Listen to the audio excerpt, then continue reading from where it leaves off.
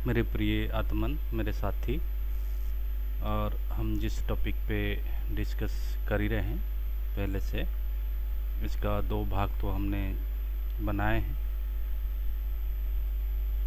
वो टॉपिक है loneliness and aloneness. इसका आज हम तीसरी भाग में बात करने जा रहे हैं। द्वितीय भाग में जे कृष्णमूर्ति जी का ये जो कहना था, उसमें उन्होंने कि बुजुर्ग महिला जो 75 साल की होगी, है 75 साल की, और उनकी वो शायद ब्राह्मण इंडियन फैमिली से बिलोंग करती है। उसकी आप बीती जीवन का पूरा वो बता रही है, और उसी के विषय में कह रहे हैं कि उसकी जो बच्चे हैं, उसने काफ़ी हाउस होल्ड काम में अपने आप को बिजी रखी। बाद में सारे धर्म की रिचुअल्स, मंदिर जाना आना, ये सब करती रही। बच्चे उसका भी अच्छी कमा रहे हैं, अच्छे घर शहरों में रहते हैं, लेकिन उनका रहन सहन से ये इनका क्योंकि रहन सहन जो है ये बुजुर्ग महिला की अलग है, ये रिचुअल्स को मानती हैं और थोड़ा ऑर्थोडॉक्स टाइप की हैं, तो इसलिए वो बहुत अकेला फील करते हैं। बहुत वो फील कर रहे हैं कि जैसे कट ऑफ हो गए हैं, परित्यक्त हो गए हैं, ऐसे फील कर रहे हैं। और वो अपना पूरा जीवनचर्या बता रहे हैं। तो बता रहे हैं कि उनके बेटे जो है वो अच्छी पोजीशन में तो हैं, जीवन में आगे तो बढ़े हैं, पोस्ट तो मिला है, लेकिन उनकी जीवन में कोई गहराई नहीं मिला। और उनको पैसा वगैरह सब मिला है, लेकिन उनके जीवन में वो खालीपन रहता रहा है। तो ये चीज़ें अभी तक हमने पढ़ा है। वो कह रहे हैं कि उनके जो पूर्वज हैं, उनकी फैमिली का जो फोर फादर्स थे, वो बड़ी डिसिप्लिन्ड और रिचुअल्स, मेडिटेशन, पूजा, ये सब चीज़ें, कर्मकांड ये सब करते थे। और इनका जो पापा जो गुजर चुके हैं, इनकी अपने ये बुजुर्ग महिला की जो पति हैं, हस्बैंड हैं, वो गुजर चुके हैं। वो कहते हैं कि वो बहुत रिलीजियस मैन थे। अब वहीं तक हमने सुना था, उसके आगे हम इसको कंटिन्यू कर रहे हैं कि उनके हस्बैंड के विषय में वो कह रहे हैं, अपने जीवन के विषय में कुछ कह रहे हैं आगे जाके। कहते हैं कि he was a religious man. वो कुछ देर चुप रही। कुछ सोचने के बाद वो बोली, मैं मेरे फैमिली के बारे में बोलने तो नहीं आई थी, पर बोलकर मैं हल्का महसूस की। ये बात हमने बताया है। और बताया है कि वो बताई फिर कि जब अखबार में उनकी बेटों की बच्चों के नाम निकलता है, तो वो ला के दिखाते हैं। तो वो कहते हैं कि उन ये तो आम इंसान की दौड़ है कि एक टेम्पोरेरी लाइफ में आम इंसान की दौड़ है कि एक अखबार में नाम आ जाना और अपने टैलेंट को मर्चेंट की तरह बेचना। और ये उनकी पूर्वज, उनकी फोर फादर्स की गुण नहीं था। हाँ, इनकी ज्ञान थी, ज्ञान की उनके अंदर वो कल्टिवेशन थी, या ज्ञान की चर्चा करते थे अपर कास्ट ब्राह्मण होने के कारण, लेकिन वो उसको पैसे से कभी बांटते नहीं थे, पैसे के हिसाब से। फिर कहानी वो अपने लाइफ के बारे में आगे बताती है। Again she stopped and this time it was more difficult for her to express. अब वो रुकती है और बहुत गहन हृदय की, बहुत जिसको बहुत मुश्किल से बंदा बाहर करता है, अंदर अंदर छुपा रहता है, खुद भी याद नहीं करता, ऐसे बात को वो बाहर निकालना चाहती है। फिर वो कहती है कि आपके पास, जय कृष्णमूर्ति जी को कहते हैं कि आपके पास पेशेंस है, धैर्य है, या भरोसा है, जिस कारण से वो इस बात को वहाँ बता पा रही है। तो कह रही हैं कि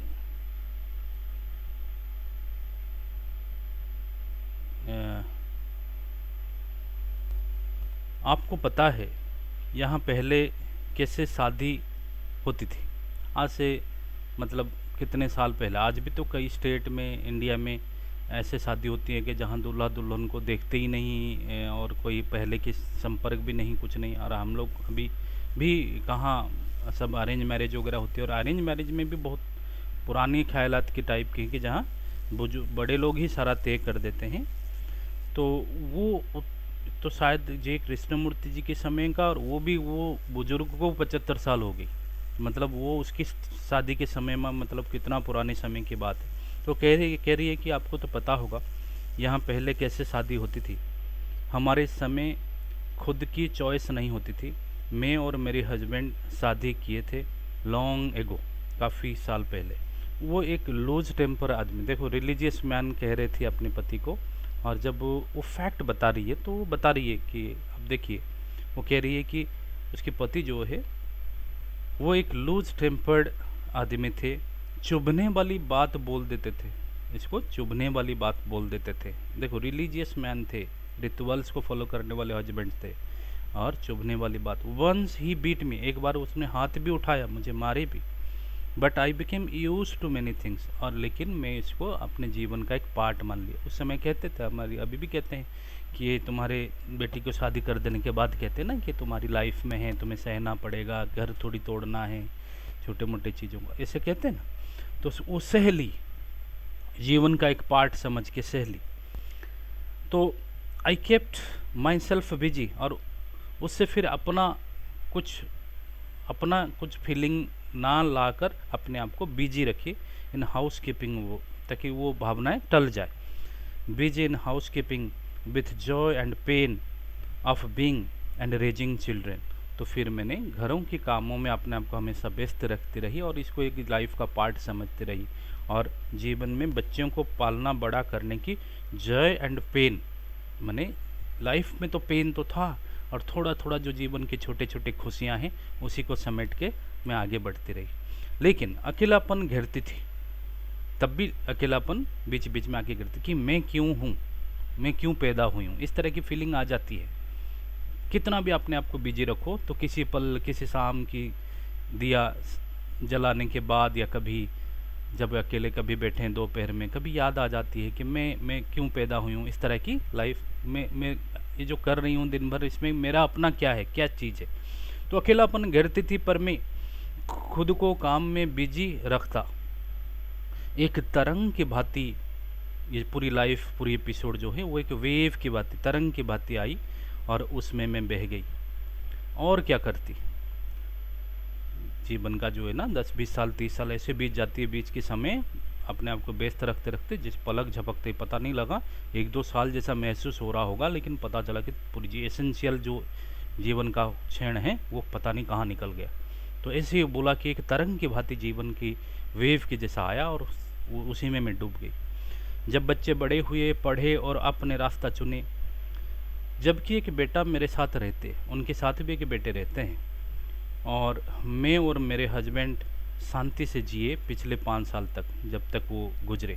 लेकिन जब उनके हस्बैंड चल बसे, उनको अकेलापन और ज़्यादा घारने लगे, क्योंकि आधा से ज़्यादा ड्यूटीज़ कम हो गई। ज़्यादातर होती थी ना लेडीज़ लोग अपने हस्बैंड को सुबह चाय करना, दान तुन कराना, ये सब चीज़ें, क्या सब जो प्रिपरेशन ये सब चीज़ें कराना, उसी में अपने आप को समझती है कि कुछ ना कुछ तो अपना इम्पोर्टेंस है, कुछ ना कुछ तो काम है।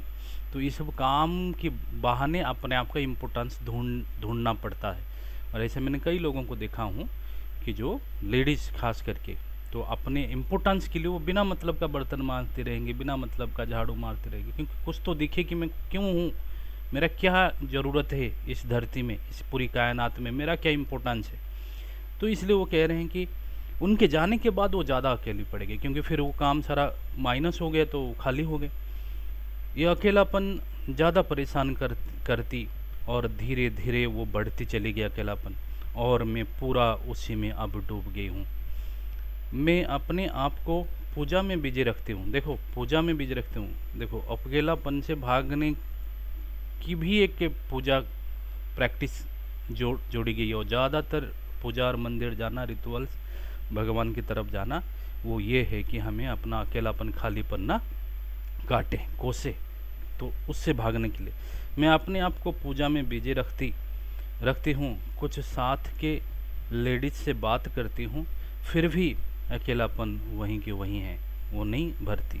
मेरे बेटा एक रेडियो लाया है, और वो कहती है कि जब तुम बोर होते हो, ये करते हो, इसी को सुनो। तो वो पुरानी ख्यालात की लड़ी, समझो कितने पुराने समय की बात करें, वहाँ रेडियो को भी एक बहुत बड़ा एंटरटेनमेंट माना जाता है। सिनेमा विनेमा तो था ही नहीं, शायद कलर्ड सिनेमा की शुरुआत हो रही होगी।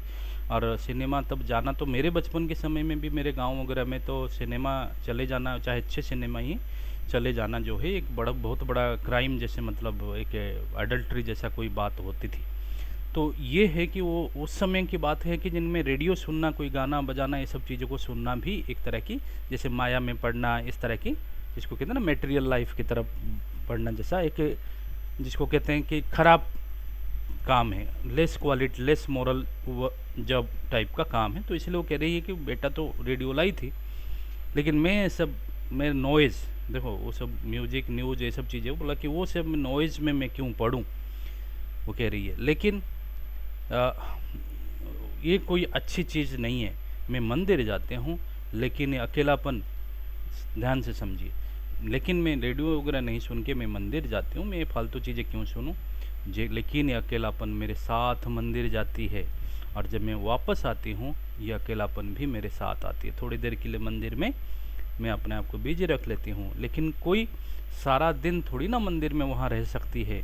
हाँ, कोई चाहे तो इन रिचुअल्स वगैरह में इतना डूब जाए कि पूरा जीवन भी उसी में बिजी रह जाए। जैसे कई सारे होते हैं ना कि किसी संस्थाओं में जुड़ गए, कुछ ऐसे पूजा पाठ टाइप का चले गए, सुबह शाम उसी में बिजी हो गए, तो चलो मौका ही ना मिला अपने आप को टटोलने का।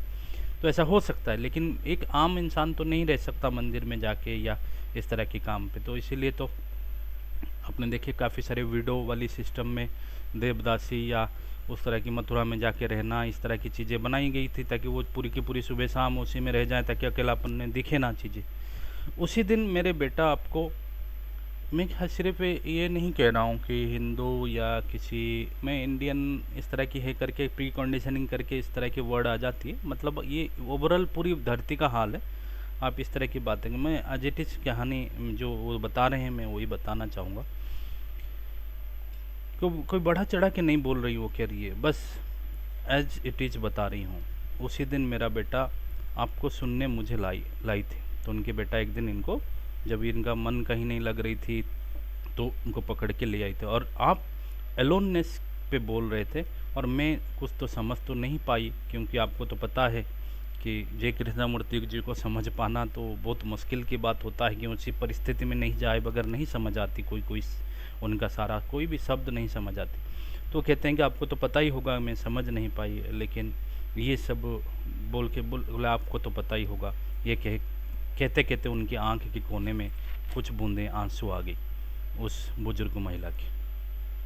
जो फीलिंग किसी को अंदर से जकड़ रखी हो, वो पहले उसी को समझनी चाहिए। क्या मैं उसी लोनलीनेस के साथ ईश्वर को पा सकती हूँ? बोले कि मैं वो अकेलापन खालीपन तो मेरे से हट नहीं रही है, मन कहीं भी कुछ भी करके देख लिया, तो क्या ये अकेलापन, ये अंदर की खालीपन के साथ मैं ईश्वर को प्राप्त कर सकता हूँ? क्या मैं भगवान को पा सकती हूँ? जे के पूछते हैं what do you mean by being alone? तो आप एलोन कहने से आप मतलब क्या है? आप जो एलोन कह रहे हैं उसकी जे के क्यों पूछते हैं? क्यों? इसलिए पूछ रहे हैं कि शब्द वो चीज़ें बयां नहीं कर रही है, तो इसलिए वो कह रहे हैं कि क्या वो अवस्था को शब्दों पे बयां करना कठिन है, पर मैं कोशिश करूँगा। बोलते ये डर का वो अवस्था है जब कोई पूर्णतः अकेला हो। तो अकेलापन ऐसा एक फियरफुल सिचुएशन है जिसमें अंदर से इंसान अपने आप को बहुत अकेला सोचता है कि मेरे इस दुनिया में कोई नहीं है जो मेरे अंदर झांक सके। ऐसे तो है ही, साथ सोते हुए भी हम जानते हैं कि अपनी बराबरी का अंदर की पूरी बराबर समझने वाला कोई नहीं है, कम्युनिकेट करने वाले कोई नहीं है। ऊपर से तो हो जाती है, एक लेवल तक अंदर तक भी हो जाती है, बट एकदम बराबर में समझने वाला कोई नहीं है। तो वो डर का अवस्था है जब कोई पूर्णतः अकेला हो जाए या अनुभव करे utterly cut off from everything. जब कि पति और बच्चे के साथ होते हैं, फिर भी भावना बीच बीच में आती रहती है। I would feel myself to be like a dead tree in a wasted land. जैसे एक सूखा पेड़ एक वेस्टेड लैंड में खड़ी हो। Lonely, unloved and unloving. अकेला, अनलव्ड एंड अनलविंग, मतलब मेरे को कोई उस अपनापन के साथ नहीं प्यार करता, या मैं किसी को प्यार करूं ऐसा कोई नहीं। That agony was more intense than bearing a child. बोले कि एक बच्चे को पैदा करने की जो पेन है उससे ज़्यादा पेन इस एगोनी है कि मैं सभी के लिए अनवांटेड हूँ, कोई किसी के लिए मैं ज़रूरतमंद नहीं हूँ। आई वॉज fearful, और इसी को सोचने के लिए हम भागते हैं, सोचने डर लगता है कि छोड़ो ये, इसके पास हम नहीं जाएं, ऐसे चलो कोई बात नहीं, या जनरलाइज कर दे, या अवॉइड कर लें, या भाग जाएं। तो वो कहते हैं कि इट वॉज fearful, ये भावनाएं बहुत डरावना है, ब्रेथ टेकिंग, सांस रोक देने वाला है, श्वास रुद्ध करने वाला है। I did not belong to anyone, मैं किसी का नहीं, आप समझ सकते हैं। तो कहते हैं कि आप इसको काफ़ी लोगों को ये फीलिंग आती है, loneliness, sense of isolation with its fear, only they smoother it, वो उसको स्मूद कर देते हैं, मतलब कहते हैं कि ये तो नॉर्मल सी बातें हैं, गलती से आ गया, इस तरह की भावनाएं आती हैं। Smother it, run away from it, ये भाग जाते हैं, चलो कहीं घूमने निकल आते हैं, कहीं पार्टी करते हैं, पब जाते हैं, या ड्रग लेते हैं। Get themselves lost in some form of activities religious और अदर्स, चाहे वो किसी धार्मिक संस्था, सामाजिक में जुड़ जाते हैं। ऑल दीज आर एस्केप्स, ये सारे एस्केप, चाहे निर्वाण पाने के लिए चाहे हिमालय की ओर चल पड़े, they may lost in these, that's why they defend. तो इसलिए जो जो जिस चीज़ को पकड़ के कर लेगा, आप उस बात की अगेंस्ट में कुछ बोलने लग जाओगे तो बहुत गुस्से करेंगे, क्योंकि वो खाली, मतलब समझ रहे हैं वो कितना दर्द अपने अंदर भर भर के वो चीज़ें कर रहे हैं, किसी बाबा को मान रहे, किसी संस्था पे जुड़े हैं, कुछ कर रहे हैं, आप उस पर टिप्पणी कर दोगे ना, बस वो उनका तो भिन भिना जाएगा। क्योंकि वो चाहते हैं कि ज़्यादा से ज़्यादा लोग वैसे हुए, ताकि उनको अपनी चीज़ें की महसूस ना हो, उनको लगे ही जनरलाइज, ये धरती का नॉर्मल फिनोमिना है कि सभी लोग ये करते हैं, मतलब जो भी जिस संस्था से जुड़े हैं, इट में भी योगा संस्था हो, या वो समझ हमेशा कहेंगे योगा करना चाहिए, वो खुद जो कर रहे हैं वो कहें कर, मैं नहीं कह रहा हूँ कोई चीज़ अच्छा या बुरा, वो बात नहीं कह रहा हूँ। जैसे मान लो कोई डोनेशन कर रहे हैं, कोई संस्था बना के दान करें, गरीब बच्चों को हेल्प करें, तो समाज के लिए तो अच्छी हो रही है, लेकिन वो बात नहीं है। मैं उसके पीछे का मनोविज्ञान के विषय की इंगित करने चाह रहे हैं, जो ये जेके भी कहना चाह रहे हैं, उसी बात को हम बात करना चाह रहे हैं। तो कह रहे हैं कि all these are escapes they may lost in these, वो उसी में पूरा का पूरा जीवन लॉस्ट कर सकते हैं। That's why they defend it so aggressively, तो इसलिए वो बहुत अग्रेसिवली उसको डिफेंड करते हैं। उसके बाद बता रहे हैं,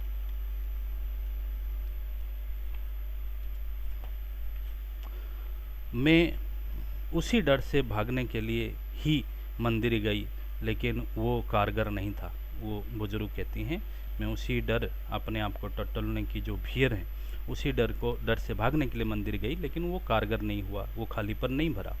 लेकिन और कोई कितना देर मंदिर में रहे, वही मैं कह रहा था, और जीवन भर कोई रिचुअल कर सकता है, लेकिन वो तो वही है कि वो खालीपन नहीं भरा। जेके कहते हैं, आपको कोई एस्केप नहीं मिला, ये आपके लिए वरदान है, क्योंकि एस्केप मिल जाता, कोई संस्था कोई चीज़ें मिल जाता जिसमें आप बिजी हो जाती, तो फिर आपकी ये जीवन भी वैसे ही लस्ट हो जाता है। तो इसलिए वरदान, या यही आपकी साल्वेशन है, यही आपके निर्वाण है, यही आपकी परमानंद है कि आपको कोई एस्केप रूट नहीं मिला, कोई इस तरह की बातें नहीं मिला। कुछ सम टेक्स ड्रिंक, कुछ some takes alcohol, goes to politics और अदर्स। इसलिए आप भाग्यशाली हैं कि आप ये सब नहीं किए। Those who avoid this do a great mischief, लोग ये अवॉइड करके भागते हैं तो ये पूरी धरती के लिए बहुत बड़ी मिस्चिफ क्रिएट करते हैं। In the world they are really harmful, बोलते हैं कि वो हमारी धरती के लिए really harmful people gives importance to things which are not highest significance, वो उन्हीं चीज़ों को इम्पोर्टेंस देते हैं जो हाईएस्ट सिग्निफिकेंस नहीं है हमारी धरती के लिए। ऑफन बीइंग वेरी क्लेवर, और बहुत चालाक भी हो सकते हैं, एंड कैपेबल, पैसा पावर ये सब में बहुत कैपेबल हो सकते हैं। टू मिसलीड अदर्स, दूसरों को प्रभावित कर सकते हैं, जैसे कंबल बांट के भंडारा करके यो करके कि आप भी करो, आप भी करो, आप भी करो, आप भी करो। करना चाहिए, मैं वो नहीं कह रहा हूँ, मैं उसके पीछे का मनोविज्ञान के विषय में हम बात कर रहे हैं, हम करना नहीं करने के विषय में बात नहीं कर रहे। डिवोशन, भक्ति, ये सब चीज़ें करेंगे, और उसी से प्रभावित तो लोग होते हैं, जैसे इतना बड़ा व्यक्ति कर रहा है तो उससे देख के करेंगे ना लोग चीज़ें। तो others by their devotion to activity for their escape, if it's religion, politics or social reforms, anything to get away from themselves, तो वो इसके कुछ भी करते हैं ताकि वो अपने आप से भाग सके।